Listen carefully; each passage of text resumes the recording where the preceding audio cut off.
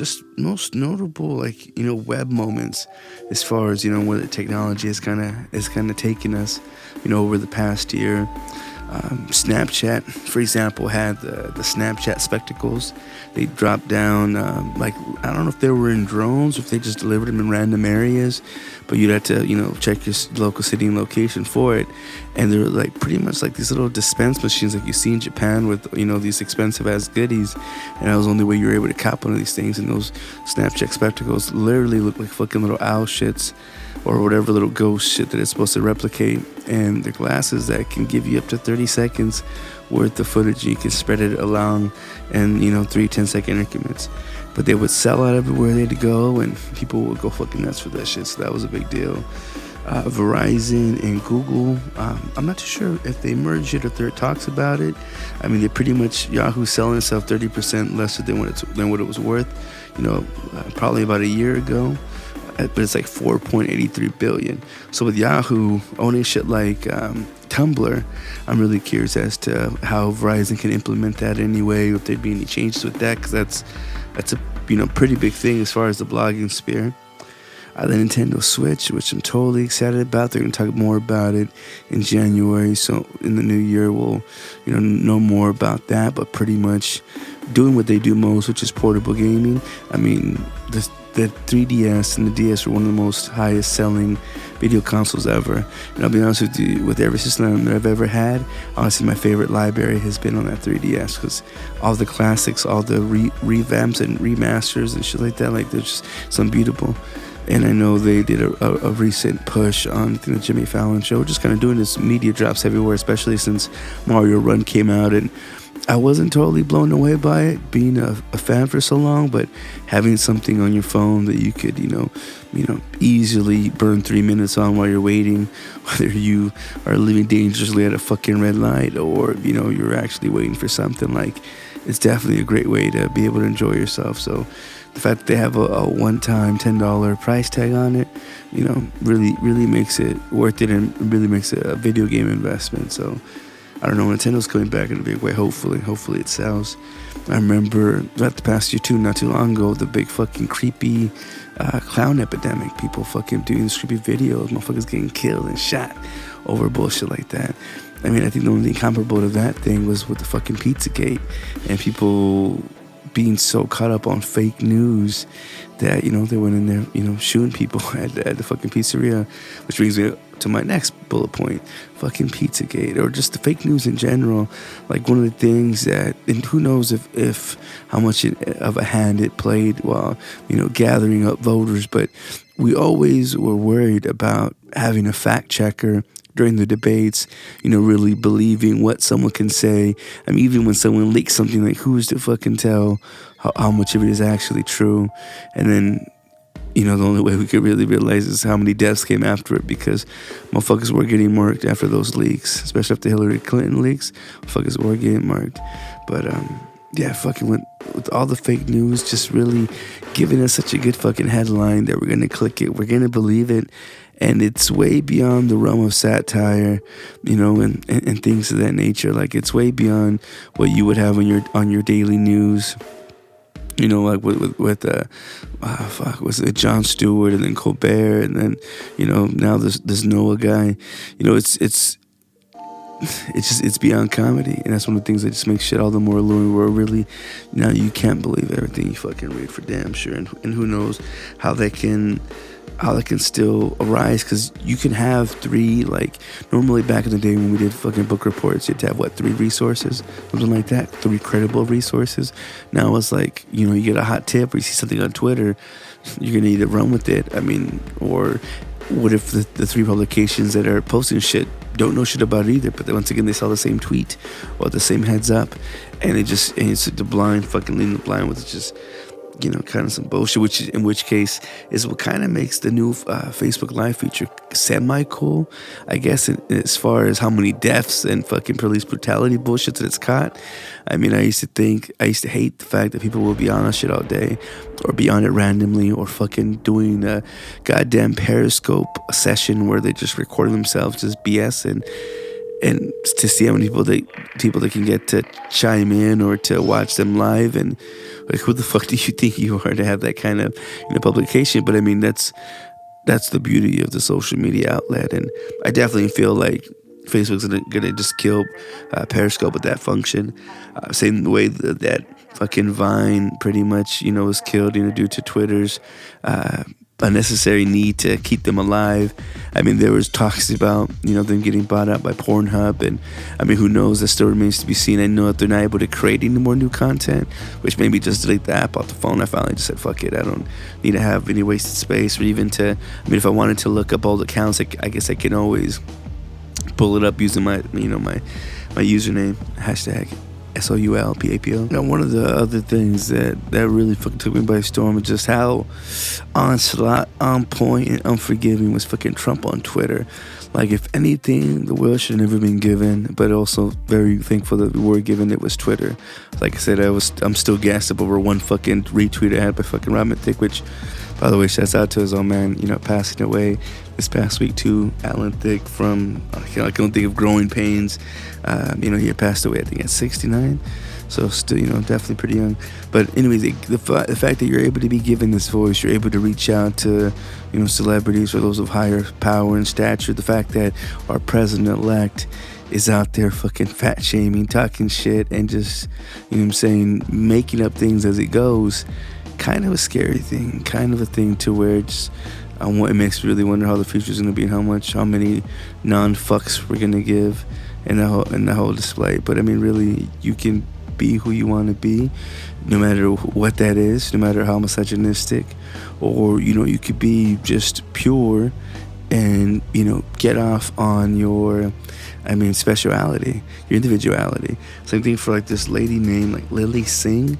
She was some Indian YouTube star who literally made 7.5 mil in just this year alone from being herself. I didn't personally think she was funny, but I mean, she's mimicking like just family traditions and things like that apparently is still funny enough for other people to look at, whether they're laughing at her or with her or whatever the reason. I mean, shit, you make 7.5 mil. I mean, I imagine a little bit of shame through myself. I ain't gonna do too much because the paycheck's gonna be worth a whole lot more. But that's the fucking power of the internet. Really hoping, shit can pop off. But by all means, just as far as being able to get a voice, give a voice, and, do the damn thing. But if there's one fucking web thing that I did not like, and I will warn all of you guys who had it, there is now spam that goes directly to your iCalendars, whether that be on your Apple devices or any other fucking device, your phone, or through other emails.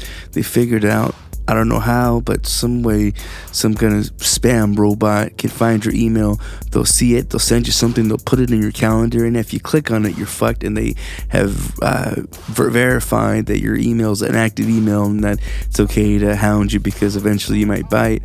So you definitely, and there's instructions on how to be able to delete that shit, but do not click on it. I have yet to touch mine, but I mean, it's ugly to see some there, like, as a notification. So definitely make sure you proceed with caution. You look up the methods and how to do so and how to delete it without actually touching it or, activating anything. So be careful on that. That's one of the, first world problems as far as inconveniences go, but definitely watch out for that shit. And it wouldn't be a year in review if we didn't kind of look back at all the fucked up shit that happened from some of the, and actually I can't think of much high points. Personally, got a home, have a new baby on the way. Very thankful for that. Very scared for the future.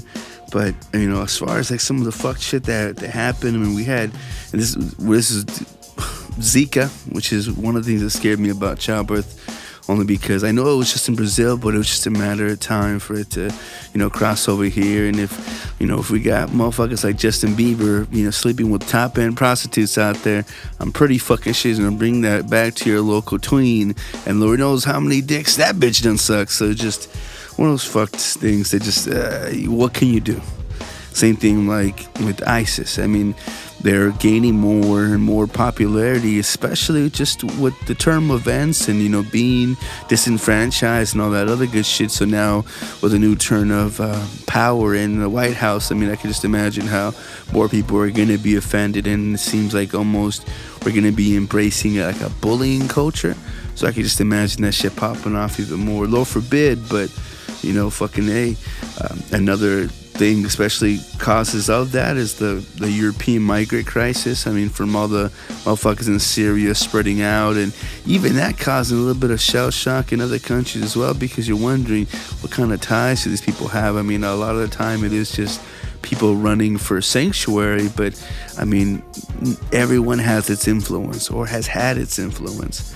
And then you look at shit like, kind of referring back to that shit of terrorism, what happened at the Pulse nightclub shooting in Orlando, Florida. I mean, whether or not this dude was really gay or just trying to, let off on shit and, might as well use his namesake in the name of Allah and whatever the fuck else they represent. I mean, shit like that really showed a fuckalage of shit that just, couldn't be ignored, and definitely made the majority of the year and kind of kept people on their toes for a lot of it. So, I don't know. A lot of it was ridiculous, especially the U.S. presidential election campaign. It seems so cartoon and so far-fetched, but, I mean, it's exactly what worked. It was effective. Just how whatever the bullshit from Flint in Michigan, the water crisis they were having, it being like damn near mud and fucking gook, like that shit. I mean, who knows? The grand scheme of if that shit was purposeful or how long it's been going for. I know here in Arizona, the fucking water is harsh. I never knew what the fuck that meant. I've been used to it all my fucking life. But especially in the little area that I'm in now, like the water is, I guess, hard apparently, and it's not as soft. You have to buy like water softener, and and my Jew ass, I'm like, no, nigga, that's enough. I'm good. No, I don't want to. No more spending. But I mean, you can't do that. You can't really go without. But another big thing that really took part of the better part of the year were all the fucking celebrity deaths. I mean, mind you, these are just celebrities, but I mean, they shouldn't not be people. I know some people that get idolized too much to where you kind of would want to disregard them, or at least I would. Like, for example, David Bowie, who was a big influence, who, I mean, you can say inspired the fashion sense of Lady Gaga. However, I will say her name is inspired by Queen, so, I don't know, it kind of evens out. And the fact that he was on Under Pressure probably made that, I mean, not the fact that he was on it, but it was one of my favorite songs, so that's the only reason why I will acknowledge this guy. I don't know if he fucking blew Freddie, but who knows. Another one that we lost, and he was not a native here, but a Arizona Phoenix local, was Muhammad Ali. He just passed. Fucking Prince, just one of the biggest, grandest, to me, most righteous folks in the business that I've ever had the pleasure of hearing from or hearing. Another girl, the Juanita Christina Grimmie, whatever the fuck her name is. She was up and coming. Leonard Cohen, who had been in the game for I don't know how fucking long. Gene Wilder, you might remember him from the original Willy Wonka. I forget her name, but the mom from the Brady Bunch, God bless her, she was a wild bitch. She passed away. Speaking of mamas, the Doris Roberts, the lady who played Raymond, was it Everyone Loves Raymond's mom? Gary Stanley, fucking very big in comedy. Gary Marshall, I can't really think of movies that he's been in, but I guess he was last seen doing the Brooklyn Nine-Nine, which I didn't know that shit was still going with Adam Sandberg. Sir George Martin, other celebrities that I wasn't too familiar with, but I heard of, especially through racism shits. Merle Haggard, that nigga fucking finally passed. Speaking of niggas, my nigga Fife Dog from fucking oh shit, hit it too hard. Tribe Called Quest. Sharon Jones, she was big into the gospel. Or I don't want to say she was just R&B. Leon Russell, Gene Alexander, motherfucking the bitch who put the parental advisory rating stickers and all that shit, Miss Nancy Reagan. Oh man, Dave Mira, who I know he had his personal fucking fights with, mental disability. Who else? There's a lot of people that I don't recognize. I can't put a name on, but I'm scrolling through so many tabs. Fucking China, aka Joan Marine Lahr. That was Arizona versus Boo thing. Like I really feel bad for that. Fucking Anton Welchin. He was playing. Fuck, what was this role in the new Star Trek movies? I forgot who he was being in replacement of, but that nigga passed. Speaking of little ones, Kenny Baker, the guy who was in the R2D2 shit. Alan Rickman. Oh my God, I forgot about Alan Rickman. You might remember him as, damn it, he was one of the professors in Harry Potter, but I remember him playing I think he was Michael, or he was some kind of archangel in the movie, in Kevin Smith's Dogma, where he played the voice of God, and shit like that fucking had me going on. But yeah, there was, we lost a lot of people, some of grand influence, others just, because it was their time. Not every death was tragic. Not to say that someone's death wouldn't have meant something, but a lot of times, it's your time.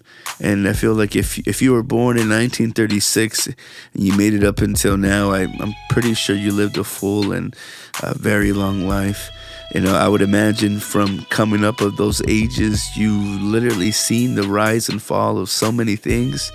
I've probably, I just out of curiosity and what advancements there's going to be, I would want to continue forward. I'm one of those types to where I really do not mind, or I'm not scared of death. Once that time happens, I just hope that I could have done enough. I hope that I would have given and loved all. I feel like I do a lot while still remaining or having a lot of shit in my reserves, to where I really don't put too much into something. And I hope that I don't regret that. I hope that just because I'm saving my energy for something big. That sounds like an excuse, easy as I'm saying it, but I feel like that's my reasoning, and I just hope to be able to find that. Shit, fucking Donald Trump was Time Magazine's Person of the Year. Take that for however you like it, whether it be for masterminding shit or being the new puppet. It almost seems like he's making power moves. I throughout all the presidencies, it never seemed like someone has made as much noise as he has. And that's saying a lot, because it could be because foolish people make the loudest noise and the wisest man is the one that's quiet. But I don't know, like when Obama jumped in, and it could have just been animosity for the fact that we have a mixed race GAD, or people don't even see him as mixed, they just see him as black, or whatever the thing was. When he was picking his cabinets, it didn't seem like it was making as much noise. Like, I'm still perplexed if it's just my memory that's failing me, or it's because Trump has become like a key word in a search engine and shit, to where for some reason when it comes at you, it's in bold and it's compressed and also at the same time amplified, and I can't explain it. I really can't. But it feels like every move that he makes is fucking loud, and if he's just barely taking baby steps right now, I can't imagine the thunderous bounds that we're gonna be around when this thing starts leaping. Really think about that.